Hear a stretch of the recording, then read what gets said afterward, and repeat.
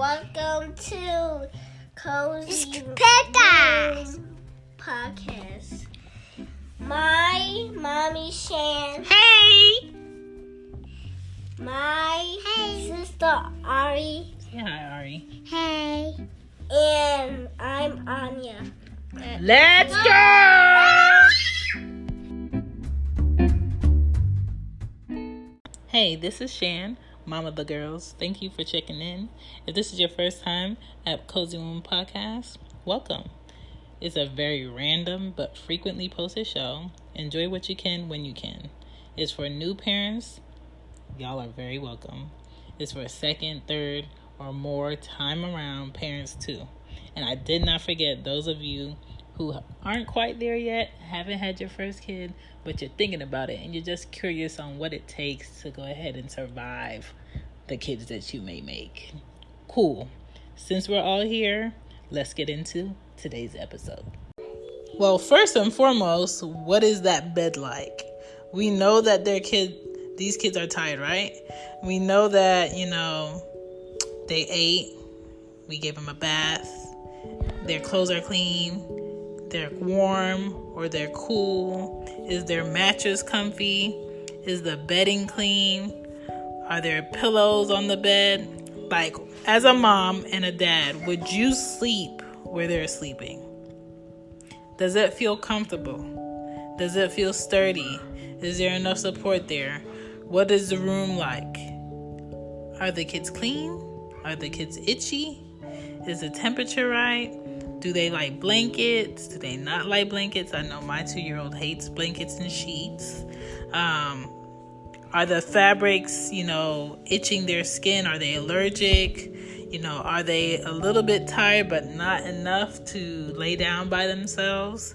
Are they still like newborns that really want to hear like your heartbeat? I know, I want to say for the first 9 months, Aria loved sleeping on my chest. That was where she slept the longest.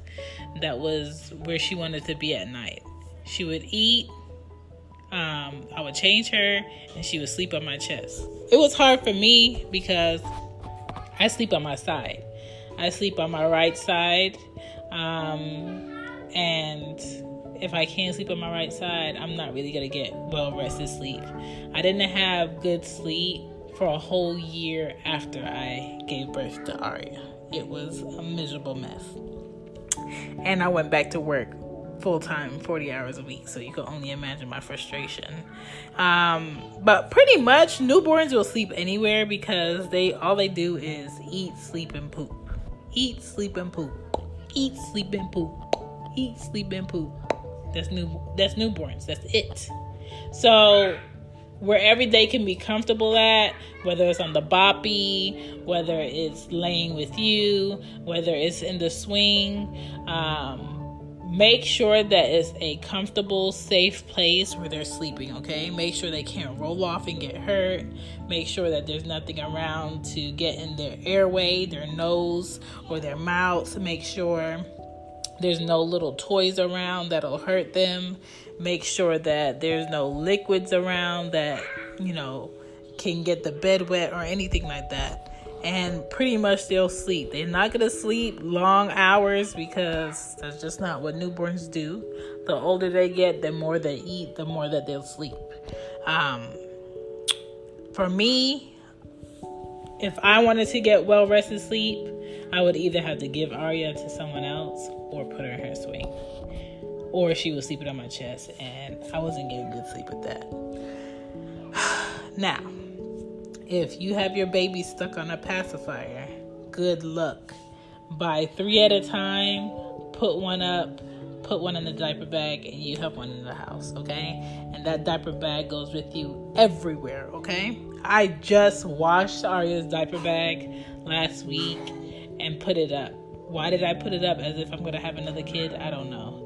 I really should just go ahead and give away and get into my head that Chantal, come on, no. But I haven't. So it's just, clean, hanging up in the closet. Now she has a backpack of change of clothes and diapers and wipes that I keep in my trunk. Anya has a backpack. She's 5, yes. of change of clothes because you never know what they're going to do. And underwear. And yes, that's in my trunk. You just never know. Make sure that where your child sleep is cozy, but the younger they are, the less that you want to have in their beds. Make sure that their room is soothing, that it's not too hot, that it's not too cold, that there's not too much sun coming in, that it's just peaceful, okay? Make sure that it smells clean. Make sure that it is clean. Make sure that they're not near anywhere that they're doing a lot of construction or loud kids playing. Like putting a baby's room next to a playroom may not work out for you as far as like sleeping goes. Soothing sounds. Arya had a sound machine, like a mobile sound machine that I got from Bed Bath & Beyond. Bye Bye Baby, you probably carry it. It was $9.99 and it went with me everywhere. I let her dad take it. I just attached it onto the car seat anytime I would pass it to him. He had it at his house, and that's what really helped her stay asleep. Swaddling for newborns will help. So test that out, swaddling.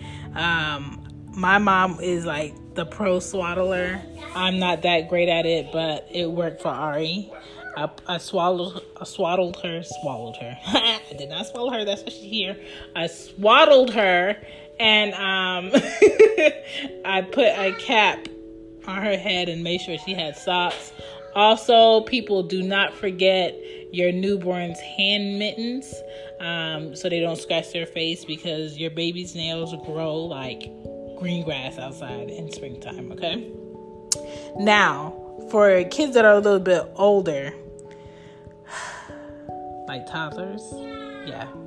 I messed up when I allowed Anya not to have a set nap time or bedtime. But Anya was a peaceful kid. Anya was that baby going into toddler life that you could put anywhere in the house and she would entertain herself. She was quiet. She wasn't a crybaby. She would let you know when she wanted to eat, and she would fall asleep whenever she fell asleep.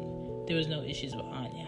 Ari, on the other hand, was miserable until she started, gaining a perspective that, hey, I am here, I'm around, your sister is here, your dad is here, chill out. And so as she started to get that, then she started to mellow out. But she had to be put on like a scheduled time to sleep. Pre-naposphere, okay? I'm talking about the pre-naposphere. You're probably thinking, what is that? She just made up a word. I sure did. So basically the pre-naposphere is a time in the day where you fed them, you gave them a bath, probably used a lavender soap by Aveeno, it's quiet, or you're watching a show or a movie and they're going to mellow out on the chair or the couch. Sorry, that was my mom calling. So, yeah, the pre-naposphere is, you already fed your kid, that they're clean, you change them, you probably give them a bath with some Aveeno lavender soap, which I like, especially if your child has like sensitive skin. Arya had very sensitive skin. You might put on a show or a movie and have them mellow out. Maybe you might light a candle. Maybe you might wash dishes or vacuum. Sometimes that soothes kids. Maybe you might give them a comfy pillow or a throw, and they might fall asleep. Okay? That is how you set the mood for your child to mellow out. Once the atmosphere mellows out, your child should mellow out, okay? Once the atmosphere gets clean and scents are, roaming around the room, that's when your child will mellow out. Babies do better in clean atmospheres. Kids do better when they feel clean, the space is clean, the house is clean, the room is clean, there's less light coming through the window, or it's just a peaceful, nobody's screaming and crying, yelling, or angry.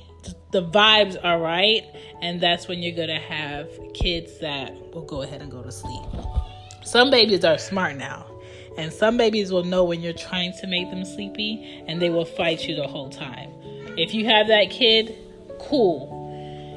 There's melatonin, there's ways you can fake like you're gonna lay out with them and you can get up. Still use the swing if they're small enough. Some babies like car rides.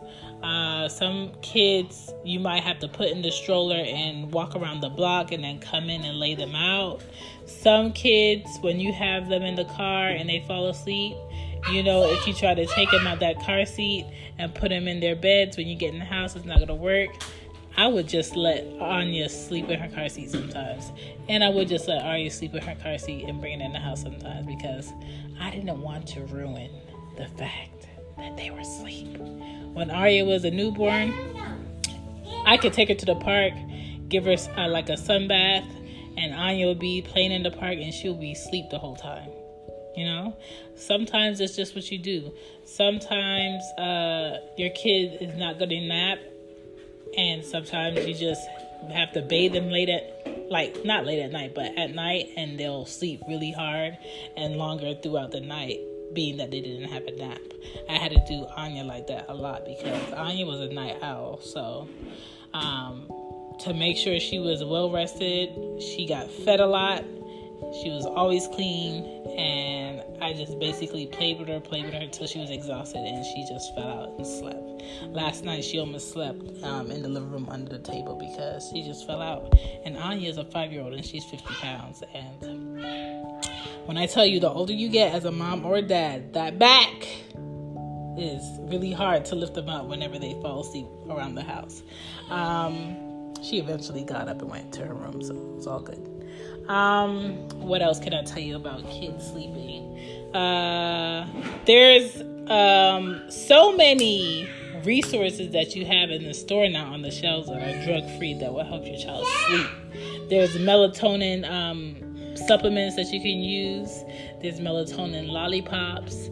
And if your kid just won't sleep, talk to their doctor, talk to their pediatrician and see what's going on, if they would have some answers.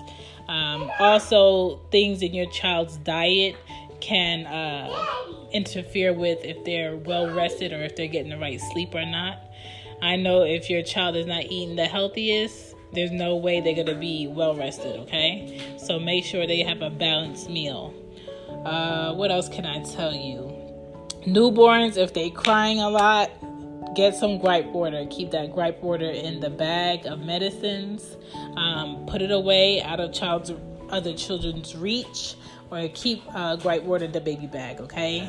Also, if they're wet or they're chafe or they have a rash, make sure you have that booty cream.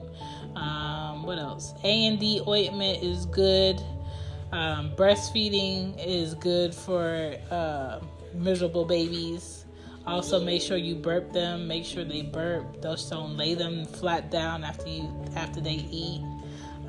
What else can I say? Good luck. Your child will eventually find their own sleeping pattern. Okay, it's not the end of the world. Yes. You get to the podcast.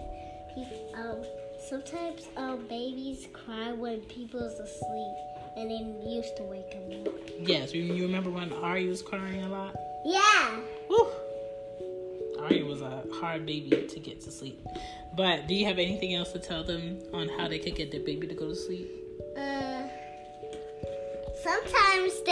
Sometimes you can give them the bottle so they can chill out, so they can go sleep.